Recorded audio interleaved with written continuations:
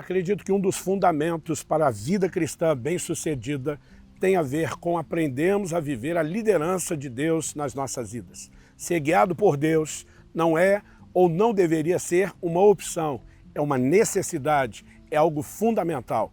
E esse é o assunto da nossa conversa hoje. Fique comigo, nos próximos minutos nós vamos entender um pouco melhor essa verdade.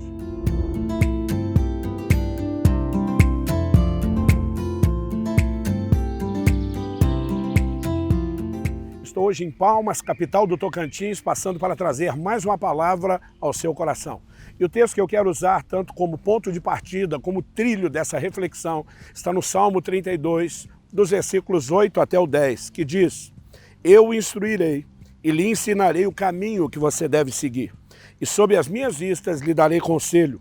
Não sejam como o cavalo ou a mula que não têm entendimento, que são dominados com freios e cabrestos. Do contrário, não obedecem a você. Muitos são os sofrimentos do ímpio, mas o que confia no Senhor, a misericórdia o cercará. Bom, em primeiro lugar, nós temos algo que deixa claro qual é a vontade de Deus para conosco. Verso 8. Podemos classificar isso até mesmo como uma promessa. Eu instruirei, lhe ensinarei o caminho que você deve seguir, e sobre as minhas vistas lhe darei conselho. Quer seja a palavra instruir, quer seja a expressão ensinar o caminho, quer seja dar o conselho, todas elas apontam numa direção.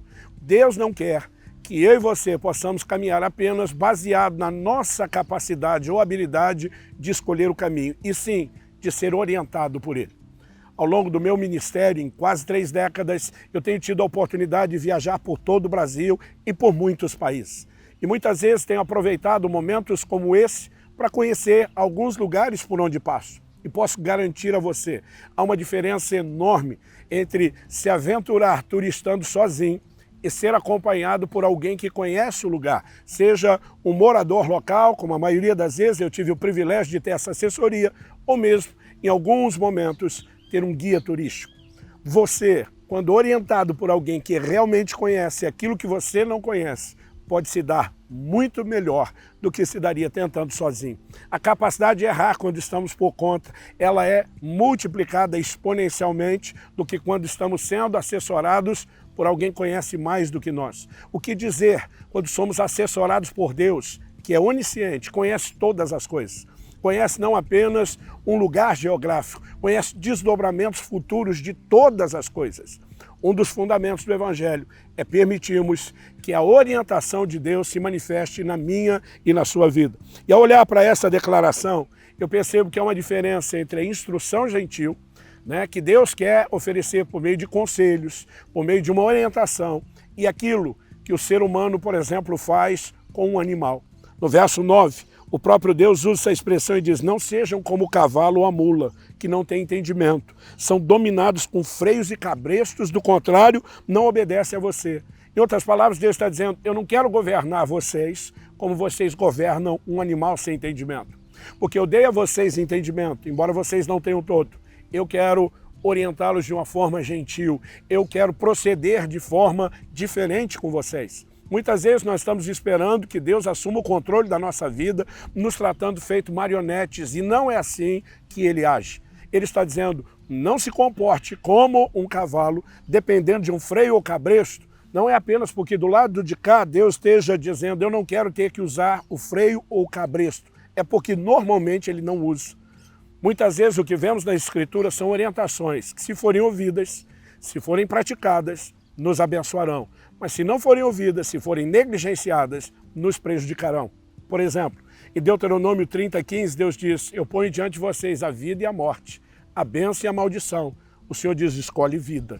Em outras palavras, Ele está dizendo: eu vou dar orientações e você é responsável por escolher se quer me seguir ou não. Ou seja, Ele está dizendo: eu não vou arrastar você com um cabresto para o lugar onde eu quero. Eu vou apenas direcioná-lo, mas se você não for sensível à orientação gentil, não vai viver a minha liderança. E quando nós pensamos nisso, precisamos entender o desenho de uma construção doutrinária na Bíblia. Por exemplo, Isaías, no capítulo 30 e no verso 21, a Escritura nos apresenta o que hoje eu e você chamamos como cristianismo, a prática da vida cristã, era chamado no livro de Atos de o caminho.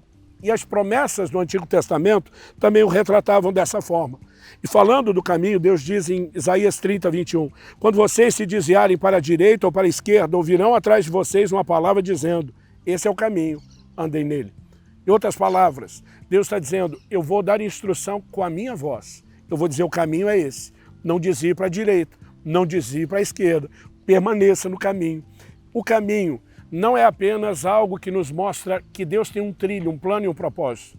Mas junto com a promessa do caminho, havia a promessa também de um guia. Alguém que nos lideraria ao longo da caminhada. E isso, eu creio, é uma referência ao Espírito Santo. Em Romanos, no capítulo 8, no versículo 14, a Bíblia diz que os que são guiados pelo Espírito de Deus são filhos de Deus. Essa é uma marca, ou deveria ser, na vida daqueles que servem ao Senhor. A profecia proferida por Zacarias, o pai de João Batista, ele diz em Lucas, no capítulo 1, no versículo 79, que o Senhor iria dirigir os nossos pés pelo caminho. Ele quer trazer orientação para a minha e a sua vida. Mas a pergunta é, como isso acontece? Deus não impõe a sua vontade. Ele não usa o cabresto e o freio. Então, como ele faz? Ele espera de nós rendição. É por isso que em Mateus 6,10 somos ensinados a orar. Seja feita a tua vontade, venha o teu reino. Nos submetemos ao governo de Deus. É por isso que no Getsêmani vemos Jesus orando. Seja feita não a minha, mas a sua vontade. Então, antes de mais nada, é necessário rendição da nossa parte. Tiago, capítulo 4, verso 15, diz, vocês estão planejando mudar de cidade, dizendo hoje ou amanhã faremos isso ou aquilo, deveriam dizer, se o Senhor quiser e se vivemos. Deus sempre espera rendição à sua vontade. Agora, quando entendemos que as coisas não acontecerão só porque Deus quer, mas se nos rendemos à sua vontade, precisamos compreender de maneira prática como Ele nos dirige. Em primeiro lugar, pela sua palavra. O Salmo 119, 105 diz, lâmpada para os meus pés é a tua palavra e luz para o meu caminho. A forma de Deus orientar a nossa caminhada é por meio da sua palavra. Quando ele diz, eu vou instruí-los, eu vou dar conselhos a vocês, o tempo todo encontramos na Bíblia menções de que ele faz isso por meio dos seus estatutos, dos seus mandamentos, das suas ordenanças que nos foram reveladas na palavra de Deus e na Escritura. Eu sei que Deus também pode trazer direção personalizada por meio de manifestações sobrenaturais ou mesmo dos dons do Espírito Santo. Mas é interessante observar que Ezequiel, no capítulo 20, dos versículos 1 a 3, os líderes de Israel vão até o profeta querendo consultar ao Senhor. E Deus diz, vocês não vão me consultar, porque Deus está recusando dar uma orientação. Você continua lendo todo o capítulo 20 e a ênfase, a recorrência da acusação de Deus contra eles é vocês são rebeldes, não obedecem a minha palavra, não ouvem a minha voz. Basicamente ele está dizendo, se vocês já não ouvem a orientação que já foi dada, por que é que estão esperando que agora eu dê outra? Que eu revele outra parte do plano, quando vocês não se dispuseram a obedecer nem a primeira. A Bíblia diz que a vereda do justo é como a luz da aurora, vai brilhando mais e mais até ser dia perfeito. Deus nunca mostra todo o caminho de cara. Como ele diz para Abraão, vai para uma terra que eu te mostrarei. Em outras palavras, enquanto você está indo, eu vou mostrando. Ou seja, eu vou revelando os desdobramentos à medida que você me obedece. Aliás, uma das primeiras orientações que Deus deu a Abraão foi que ele deveria se apartar da sua casa, da sua parentela. Mas Abraão leva consigo o seu sobrinho, Ló. E a Bíblia nos mostra que enquanto ele não separou de Ló, Deus não deu outra direção. Normalmente, enquanto não cumprimos o que já temos, não há motivo para que Deus fale mais nada a respeito.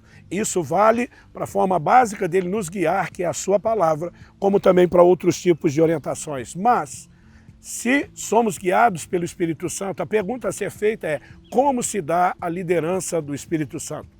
Romanos capítulo 8, verso 16, diz que o Espírito testifica com o nosso Espírito que nós somos filhos de Deus. Testificar é sinônimo de testemunhar. Logo, há um testemunho no nosso espírito. Eu gosto de chamá-lo de testemunho interior. Se num assunto tão importante como a certeza de salvação, Deus decidiu falar não necessariamente por meio de uma voz audível, não necessariamente por meio de uma visão, mas por meio de um testemunho interior, o que nos faz pensar que Ele não possa usar essa mesma maneira para nos guiar no dia a dia. Se é um lugar que Deus traz direcionamento, é no nosso espírito, por meio do Espírito Santo. Obviamente isso sempre alinhado com a sua palavra e julgado pelas Escrituras. O apóstolo Paulo diz: seja a paz de Deus o árbitro em vossos corações. Aprendi desde cedo com meu pai, me orientando na escritura e pela prática, que quando temos paz para uma decisão, depois de muita oração, isso deveria ser visto como uma espécie de sinal verde, fazendo alusão ao farol. Mas quando nos falta paz, isso deveria ser entendido como uma espécie de sinal vermelho. Ou seja, podemos receber a direção simples do Espírito Santo na minha e na sua vida. Isso é algo que precisa ser cultivado, aprendido, desenvolvido, quando falamos em termos de crescer no discernimento e na percepção, mas também acompanha o processo de liderança, que se dá, repito, de forma básica e fundamental pela palavra de Deus. Agora, quais são os resultados? O versículo 10 do Salmo 32 que lemos faz uma diferença enorme entre o justo e o ímpio. O versículo 10 do Salmo 32 diz: muitos são os sofrimentos do ímpio, mas o que confia no Senhor, a misericórdia o cercará. O que o ímpio sofre não é mera punição, vingança, birra de Deus, é porque ele não ouve o conselho de Deus e acaba se dando mal. Porque a misericórdia sobre o justo, porque ele escolhe não andar no seu próprio caminho, mas ser orientado por Deus. Paulo, quando está naquele navio que acaba naufragando na ilha de Malta, ele adverte as pessoas dizendo: vocês tinham que ter me ouvido e não ter partido de Creta para evitar esse dano e perda. Muitas vezes nós acreditamos que tudo que está acontecendo de ruim tem um propósito e tinha que acontecer. Paulo está dizendo: isso tudo poderia ter sido evitado se a gente tivesse dado ouvidos à advertência que Deus trouxe. Que Deus possa ajudá-lo por meio de um entendimento prático, através da sua palavra, através do exercício de se submeter a Deus diariamente, a entender o que é ser guiado por Deus. Não espere um cabresto, porque Ele não fará assim. Sujeite-se a Ele e a sua vida será tremendamente abençoada.